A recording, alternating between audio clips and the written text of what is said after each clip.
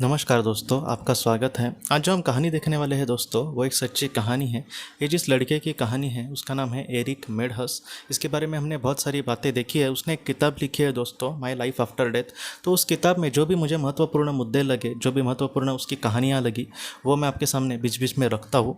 तो आज की जो उसकी कहानी है, उसके जीवन में कुछ ऐसी बातें हुई थी कि उसने अपने जीवन में दोस्तों सुसाइड किया था। और उसके सुसाइड करने के बाद उसके माँ ने एक ऑटोमेटिक राइटर के साथ संपर्क किया और उस ऑटोमेटिक राइटर ने इसके आत्मा को साथ जो भी उसने संपर्क करके उससे जो भी जानकारी मतलब मिली उसको, तो उस तरीके से उसने वो किताब लिखी है। उसका नाम है माय लाइफ आफ्टर डेथ।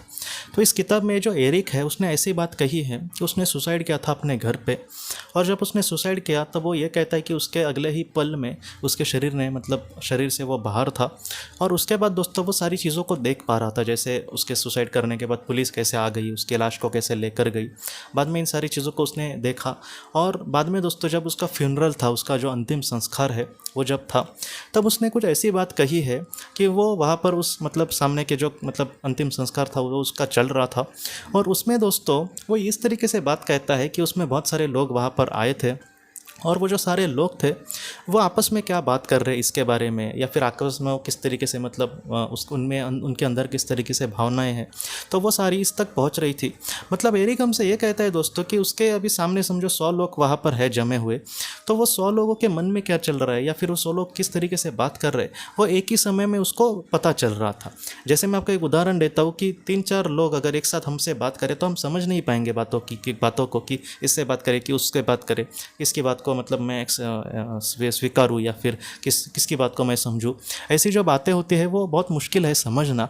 लेकिन फिर भी एरिक ये कहता है कि मैं बहुत ही अच्छे से उनकी बातों को समझ पा रहा था। मेरे दिल में ऐसा कुछ भी नहीं, जैसे उसने यह कहा कि वहाँ पर कुछ ऐसे भी लोग थे जिनके साथ मेरा रिश्ता अच्छा नहीं था, लेकिन फिर भी आज उनको लेकर मुझे ज़रा भी गुस्सा नहीं आ रहा था। और मुझे पता चल रहा था कि उनको भी मुझे लेकर ज़्यादा गुस्सा नहीं था। आज कहीं ना कहीं एक मतलब सम्मान के नज़र से ही मुझे वो देख रहे थे, या फिर उनको भी बहुत ज़्यादा बुरा लग रहा था मैंने ऐसा किया इसलिए।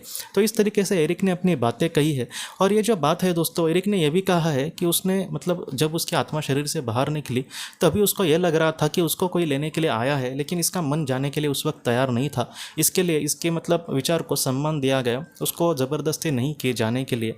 और बाद में अंतिम संस्कार के कुछ वक्त के बाद दोस्तों वो आत्मलोक में चला गया, इस दुनिया से मतलब पृथ्वी से वो अपने आगे के सफ़र के लिए बढ़ गया। एरिक ने हमसे यही कहा है कि जब तक हमारी इच्छा ना हो तब तक वहाँ पर हमें कोई लेने के लिए नहीं आता। बहुत सारी आत्माओं को इसी तरीके से एरिक जैसे वो अपने फ्यूनरल को वगैरह देखते हैं। तो इस तरीके से आत्माओं ने मतलब खुद ने ये सारी बातें कही है। तो आज की जो कहानी है दोस्तों, 2 बातें सबसे बड़ी मुझे लगी। वो सिखाती है कि आत्मा के स्वरूप में ऐसे चारों दिशाओं का जो ज्ञान है वो बहुत ही अच्छे से मतलब स्वीकार कर सकती है, उसको बहुत ही अच्छे से ग्रहण कर सकती है। और दूसरी बात, जब तक आत्मा को मतलब जाने की इच्छा ना हो उसके दिल को, तब तक उसको रोका दिया जाता है। उसको ऐसा नहीं कि ज़बरदस्ती उसको लेकर जाया जाता है। और एरिक ने एक तीसरी भी बात ऐसी कही है कि आत्मा जो होती है दोस्तों, उसके लिए वक्त इंसान के रूप में नहीं होता। जैसे हम बोलते हैं ना कि 24 घंटे का हमारा एक दिन होता है, तो उस तरीके से आत्मा के लिए नहीं होगा। उसको अगर चाहिए कि वो फास्ट वक्त चला जाए तो उस तरीके से उसकी मानसिक अवस्था बन जाएगी। बाद में हमारे लिए जो 1 घंटा है वो उसके लिए 1 दिन का भी हो सकता है। तो इस तरीके से कुछ बातें होती है। और अगर उसको चाहिए कि स्लो वक्त चला जाए तो उस तरीके से भी वो सारी चीज़ें होती है। तो ये जो आत्मा की जो बातें हैं हमारे मतलब बहुत ज़्यादा कुछ सिखाती है कि जैसे वहाँ पर हम पर कोई भी ज़बरदस्ती नहीं करेगा। जो भी हम दिल से चाहे वहाँ पर मतलब उस तरीके आत्मा के स्वरूप में हम कर सकते हैं। और जब हमारा दिल चाहे तब हम मतलब उस आत्माओं के साथ जा सकते हैं। लेकिन हम ज़्यादातर यहाँ पर हमारे लिए वो अच्छी बात नहीं होती आत्मा के स्वरूप में यहाँ पर रुकना।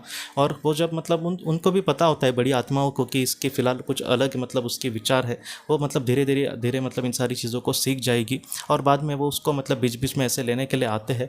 और बाद में जब आत्मा उनके साथ तैयार होगी जाने के लिए, तब वो उनके साथ बहुत ही अच्छे से जा सकती है और अपने आगे के सफ़र के लिए वो ऐसे बढ़ सकती है दोस्तों।